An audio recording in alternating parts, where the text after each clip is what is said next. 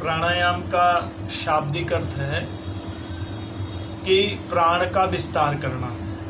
प्राण प्लस आयाम, प्राणों का विस्तार करना। इसीलिए कहा गया है कि श्वास को धीरे धीरे लेना चाहिए और धीरे धीरे छोड़ना चाहिए।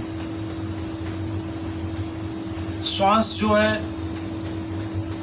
आप जितनी देर में लेते हैं, अर्थात सांस को कम समय में लेना चाहिए तथा जितने समय में आप सांस लेते हैं उसके दूने समय में छोड़ना चाहिए और उसके 4 गुने समय उसको रोकना चाहिए।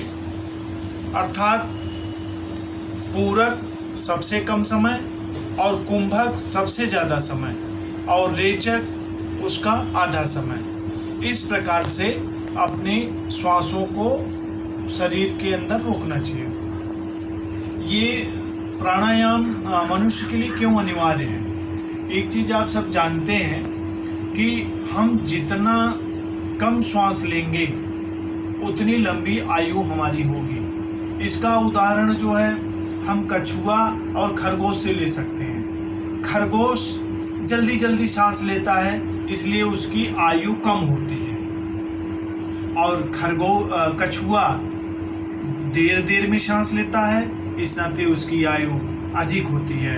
अर्थात एक सीमित मात्रा में, एक गिनती में सबको श्वास मिला हुआ है। जो जल्दी जल्दी लेगा उसका श्वास जल्दी समाप्त हो जाएगा, उसका प्राणायाम जल्दी हो जाएगा और जो अपना श्वास बचा करके धीरे धीरे लेगा उसकी आयु लंबी होगी और वह लंबी आयु तक जीवित रहेगा। इस नाते कछुआ 300 वर्षों तक जीवित रहता है और खरगोश 1 वर्ष।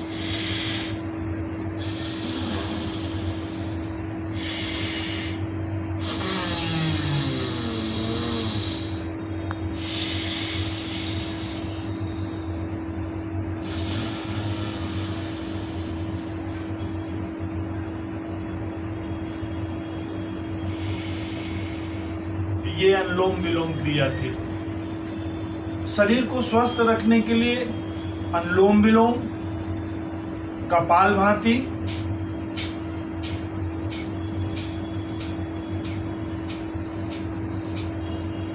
जो 1 सेकंड में 1 बार, तथा भस्त्रिका जिसमें सांस लेना छोड़ना, ये भस्त्रिका में काम है।